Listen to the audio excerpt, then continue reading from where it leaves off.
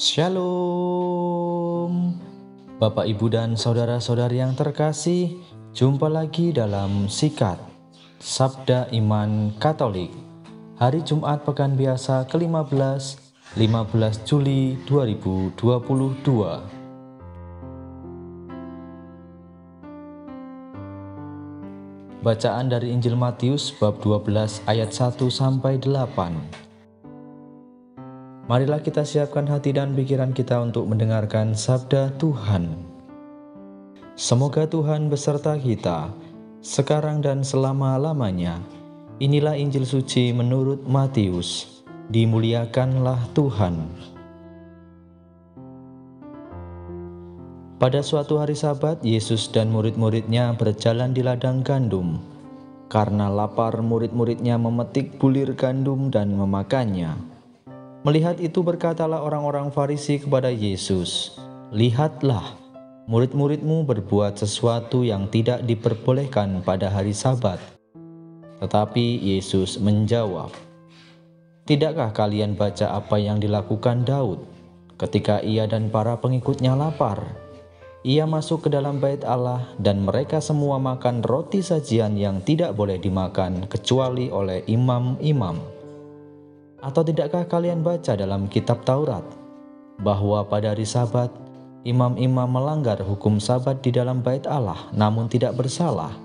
Aku berkata kepadamu, di sini ada yang melebihi bait Allah. Seandainya kalian memahami maksud sabda ini, yang kukendaki ialah belas kasihan dan bukan persembahan, tentu kalian tidak akan menghukum orang yang tidak bersalah. Sebab Anak Manusia adalah Tuhan atas hari Sabat." Demikianlah sabda Tuhan. Terpujilah Kristus. Bapak, Ibu, dan saudara-saudari yang terkasih, renungan hari ini akan dibawakan oleh Suster Agnita DG SRM dari Papua. Selamat mendengarkan.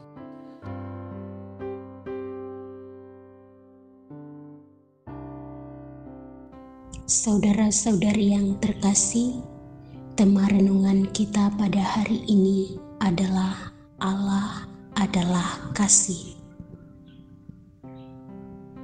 Saudara-saudari yang terkasih dalam Kristus, kita hidup di zaman di mana kemajuan teknologi memberikan banyak kemudahan dan alternatif pilihan. Bila kita tidak suka pada satu hal, misalnya sebuah aplikasi Shopee, toko online, kita dapat segera beralih ke alternatif lain, yaitu aplikasi lain Lazada.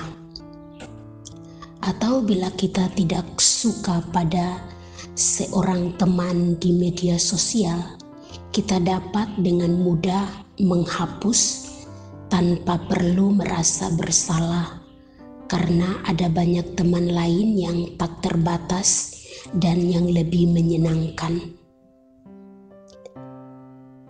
Salah satu dampak dan arus perkembangan zaman seperti ini ialah hilangnya nilai-nilai kesetiaan. Untuk apa bersusah payah mempertahankan dan setia pada suatu pilihan jika ada pilihan lain yang lebih menjanjikan? Kalau ada gereja lain yang lebih menarik, kenapa harus tetap menjadi Katolik? Mentalitas muda berganti, pilihan ini tentu juga menjadi tantangan tersendiri untuk perkawinan Katolik yang monogami dan seumur hidup. Kini, tantangan ini juga sudah memasuki di kalangan hidup imamat atau selibat, dan biara suster, biara frater, biara bruder yang begitu menawarkan pilihan-pilihan yang menggiurkan. Saudara-saudari yang terkasih dalam Kristus, Dalam bacaan pertama, doa Raja Hizkia didengarkan Tuhan karena ia adalah orang yang setia, tulus hati, dan melakukan apa yang baik di mata Tuhan. Kekuatan doa yang bagi orang Katolik percaya bahwa itulah kekuatan iman mengatasi ruang dan waktu. Dengan kata lain, kekuatan iman membebaskan seseorang dari penjara penderitaan diri dan membuka diri terhadap penyelenggaraan ilahi. Dalam kehidupan sehari-hari, kita sering mendengar banyak mujizat terjadi. Bahkan, hidup kita sendiri pun adalah bagian dari mujizat. Mujizat menjadi alasan bagi kita untuk bersyukur dan bersukacita karena Allah terus-menerus bekerja untuk menyelamatkan kita.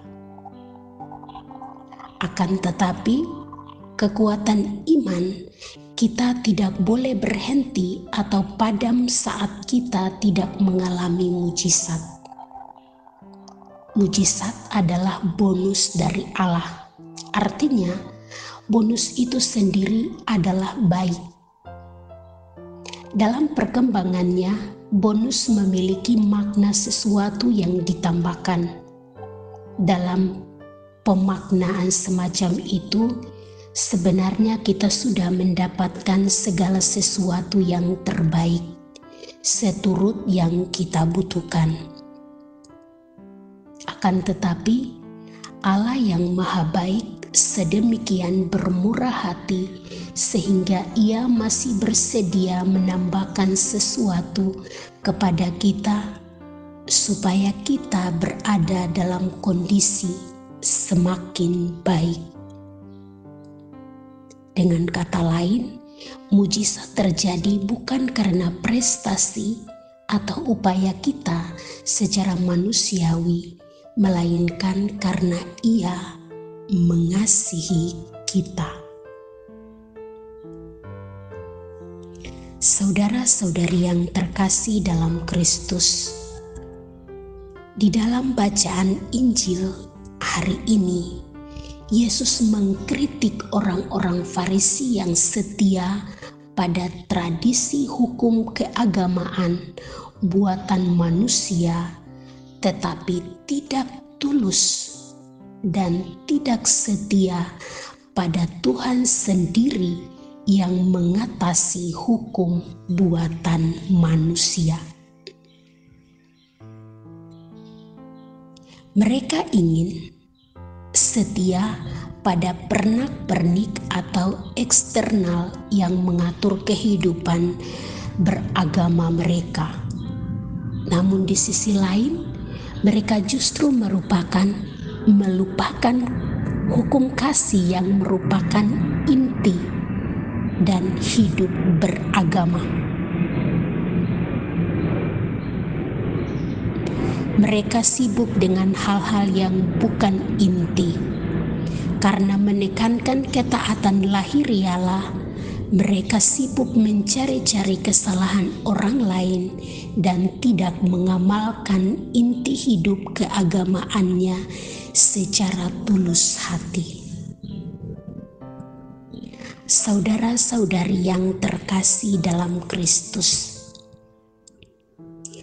apa yang kita belajar dari pengajaran Yesus hari ini adalah Yesus menekankan ketaatan pada hukum sebagai hukum dan dapat membuat kesan bahwa Allah itu sebagai hakim yang siap menghakimi. Sedangkan kita semua percaya bahwa Allah adalah penuh kasih setia dan penuh belas kasih. Marilah kita menjalankan perintahnya dengan gembira, karena itu semua demi kebaikan dan keselamatan kita.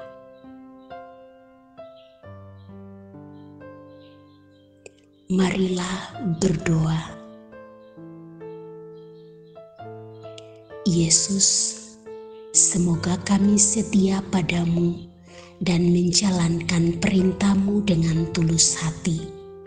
Buatlah kami teguh dan setia merawat dan mengamalkan kasih satu sama yang lain dalam keluarga, di tempat kerja, dalam kehidupan menggereja, dan dalam kehidupan masyarakat kami. Amin. Tuhan Yesus memberkati kita semua. Amin.